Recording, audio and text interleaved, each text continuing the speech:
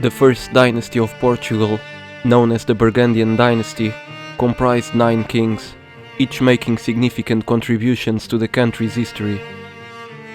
This dynasty played a pivotal role in defining the borders of modern-day continental Portugal, completing the Reconquista on the Iberian Peninsula's western front, and establishing Portugal as a dominant regional power.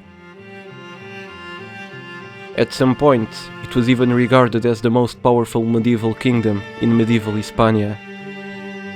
Additionally, it was during this period that the Portuguese language was officially established, the first set of laws were codified, and the Black Death was ended.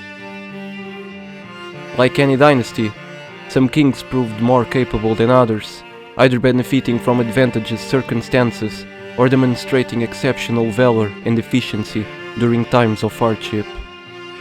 Thus, in this video, I will rank the medieval kings of Portugal based on their effectiveness and impact on the kingdom's development. Fernando I. Fernando was born in 1345 in Lisbon to Prince Pedro of Portugal and Constança of Castile. He ascended to the throne at the age of 21. Fernando's reign was characterized by innovative policies, but also by a significant period of crisis. His most notable contributions occurred between 1373 and 1380, including the construction of the Wall of Lisbon, the implementation of the Law of Cismarias, aimed at encouraging rural settlement and counteract the effects of the Black Death, the signing of the first treaty with England, and the establishment of the Company of the Carracks, an insurance company for sailors. However, his reign was also marked by 3 wars initiated by the Portuguese monarch against Castile. The first war began in 1369 as retaliation for the death of Peter I of Castile, who was killed by the usurper Henry. The second war, lasting 1 year from 1372 to 1373, ended with the humiliating Treaty of Santarém for Portugal. The Third Fernandine War took place from 1381 to 1382, this time against Henry's son, Juan, resulting in another Castilian victory. The outcome of the final war could have been catastrophic for Portugal, as Fernando died a year later without male heirs, and his eldest daughter married the King of Castile. Although Juan attempted to claim the throne of Portugal, he was defeated by Fernando's half-brother in 1385, initiating a new dynasty. Despite Fernando's relatively low ranking on this list, he made some of the most significant contributions to Portugal as a monarch, underscoring the quality of this dynasty. Pedro I. Pedro was born in 1320 in Coimbra, the son of Portugal's monarchs Afonso IV and Beatriz of Castile. He ascended to the throne at the age of 37. Pedro is particularly remembered more for his tumultuous personal life as a prince than for his reign as king, chiefly due to his relationship with the Galician noblewoman Inês de Castro. Inês was murdered by 3 Portuguese noblemen, with Pedro's father's knowledge. In 1360, as king, Pedro personally executed 2 of Inês's killers by tearing their hearts from their bodies. The third murderer was later forgiven during his rule. The remainder of Pedro's reign is less remarkable, given its brevity. He convened the royal commissions only once, in Elvas. Pedro also established the creation of the Beneplácito Régio, which mandated that all documents exchanged between Rome and the kingdom's clergy be reviewed and approved by the crown beforehand. Pedro died in 1357 at the age of 46. Sancho II. Sancho was born in 1209 in Coimbra to the monarchs of Portugal Afonso II and Urraca of Castile. He ascended to the throne during a tumultuous period in the kingdom's history at the young age of 13. 3 years later, Sancho II experienced his first military setback in a failed attack on Elvas. Throughout the 1220s and 1230s, significant portions of the Muslim-controlled south were reconquered for Christianity under Sancho's reign, including key cities such as Elvas, Jurumanha, Serpa, Moura, Beja, Aljustrel, Arronches, Mértola, Alcotim, Alfajar de Pena, Cacela, and Ayamonte. By the early 1240s, Portuguese forces had reached as far south as Tavira, Alvor, and Paderne.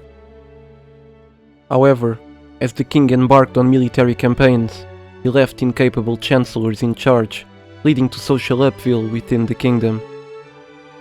In 1245, Pope Innocent IV recognized Sancho II as Rex Inutilis, useless king, and appointed his brother, Afonso, as the kingdom's curator.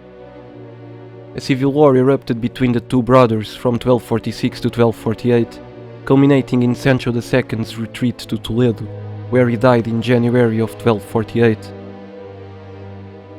Although many territories in the south fell under Portuguese control during his reign, historians still debate Sancho II's direct contributions to the Reconquista, often attributing more credit to the Order of Santiago. His reign's crises and doubts about his political competence and contributions to the Reconquista contribute to his relatively low ranking on this list. However, it's worth remembering that significant territorial gains occurred during Sancho's life, even if the exact extent of his personal involvement remains uncertain. Afonso II. Afonso was born in 1185 in Coimbra to the monarchs of Portugal, Sancho I and Dulce of Aragon. Afflicted with leprosy, the debilitating disease of the time, he was unable to lead armies, a critical aspect of kingship during that era. However, his illness paradoxically became his greatest strength, as he focused on legal development within the kingdom. He convened the first Cortes, 1 year after assuming the throne, and oversaw the creation of the first set of laws in the kingdom's history, demonstrating a commitment to centralizing power. In 1220, Afonso established the Inquirições Gerais, royal commissions, to investigate the nature and legitimacy of land grants to nobles, ensuring the crown was not being exploited by the aristocracy. A notable achievement during his reign was the reconquest of Alcácer do Sal during the Fifth Crusade, although his personal involvement in this endeavor was likely minimal, with the Bishop of Lisbon and the military orders playing more prominent roles. A low point of his reign was a civil conflict with his sisters and noblemen over the governance of certain lands, though the issue was resolved by the end of his rule in 1223. Despite his inability to lead military campaigns, Afonso's focus on legal and administrative reforms left a lasting impact on the kingdom, establishing a foundation for centralized governance and legal institutions. Afonso IV. Afonso was born in 1291 in Lisbon to the monarchs of Portugal, Denis I and Isabel of Aragon. He ascended to the throne at the age of 33 and became one of the most bellic kings in the kingdom's history. His reign began with conflicts against his half-brother over disputed lands. From 1336 to 1338, he faced off against the Castilian king Afonso XI in wars waged on both Portuguese and Castilian soil. In 1340, Afonso XI sought Afonso's assistance to repel a significant Muslim invasion by the Marinid Sultanate. This culminated in the decisive Christian victory at the Battle of Salado, ending the Muslim attack. Afonso also effectively addressed the challenges posed by the Black Death by enacting laws to prevent abuses by rural workers who demanded inflated salaries, and by noblemen who asked for a high price for necessary products. Furthermore, he made significant investments in the navy, financing Portugal's expeditions to the Canary Archipelago in 1336 and again in 1341. These naval ventures expanded Portugal's knowledge of ocean traveling. Overall, Afonso's reign was marked by military prowess, diplomatic maneuvering, and effective governance, cementing his legacy as one of the most notable monarchs in medieval Iberia. Afonso III. Afonso was born in 1210 in Coimbra to the monarchs of Portugal, Afonso II and Urraca of Castile. At a young age, he travelled to France and became the Count of Boulogne-sur-Mer by marrying Countess Matilda. In 1245, during the crisis in the kingdom under his brother Sancho II, Afonso was declared the curator of Portugal by Pope Innocent IV, tasked with restoring order to the chaotic realm. Arriving in Lisbon in late 1245, Afonso initiated a civil war against Sancho, which lasted until 1248, when Sancho retreated to Castile and died there in January. Consequently, the Count of Boulogne became King Afonso III. His reign witnessed the culmination of the Reconquista in Portugal, with the conquests made in 1249 and 1250. In the 1250s, a peace treaty was signed between the King of Castile and Afonso III to delineate the borders in Algarve and resolve disputes between the two crowns. This peace was further solidified by the marriage of Afonso III to Alfonso X's daughter. Additionally, Lisbon was designated as the capital of Portugal in 1255 due to its growing wealth and importance as a key European maritime port city. Sancho I. Sancho was born in Coimbra to the monarchs of Portugal, Afonso I and Maud of Savoy, on November 11, 1154. At the age of 15, in 1170, he assumed the role of military leader of the kingdom. His most significant success in this capacity was the victorious defense of Santarém in 1184 against the Almohads, during which the Caliph died from his wounds. In 1185, Sancho was acclaimed king. 4 years later, he conquered Silves with the assistance of Northern European crusaders during the Third Crusade. Between 1190 and 1191, the Almohad Caliph Al-Mansur launched invasions into Portugal, seeking territorial expansion. Despite achieving success in the south, he was halted in Tomar by the outnumbered Templars. However, Sancho's legacy is not primarily defined by his military achievements. From 1186 to 1211, the kingdom witnessed the issuance of more than 30 foreigns, demonstrating remarkable success in the process of population growth and urban development. Among the cities founded by the monarch was Guarda, which boasts the highest altitude in Portugal, standing at 1 kilometer above sea level. While Sancho may have not rivaled his father in military conquests, he excelled in laying the groundwork for Portugal's basic infrastructure and development. Denis was born in 1261 in Lisbon to the monarchs of Portugal, Afonso III and Beatriz of Castile. He ascended to the throne at the age of 17, demonstrating remarkable competence as a polymath with proficiency in various fields. Early in his reign, from 1282 to 1290, Portugal experienced the golden age in granting municipal charters. Additionally, in 1284, Portuguese became the official language used by the Chancellery.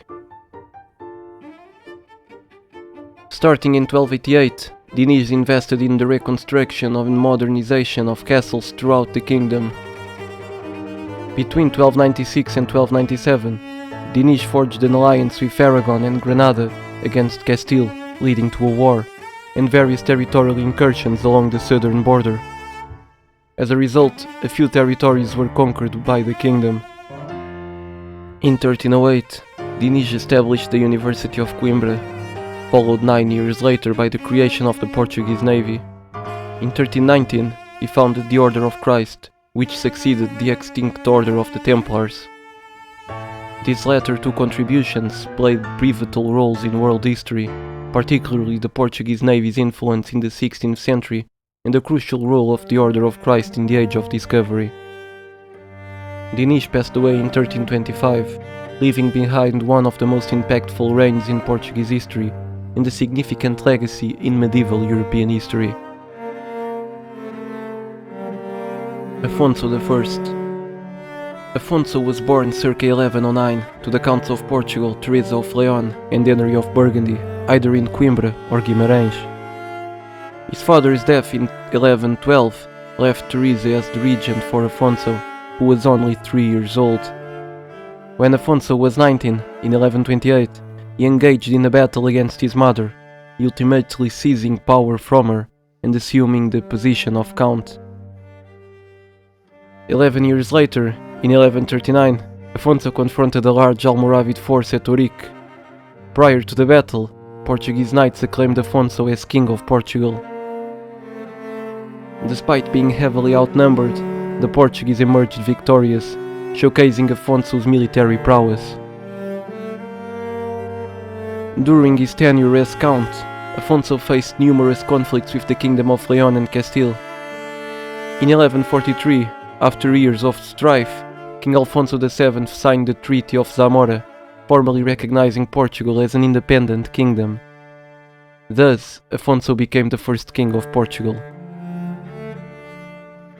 Over his 42-year reign as king, Afonso conquered significant cities such as Santarém in 1147, Lisbon in the same year, and Alcácer do Sal in 1160, among others.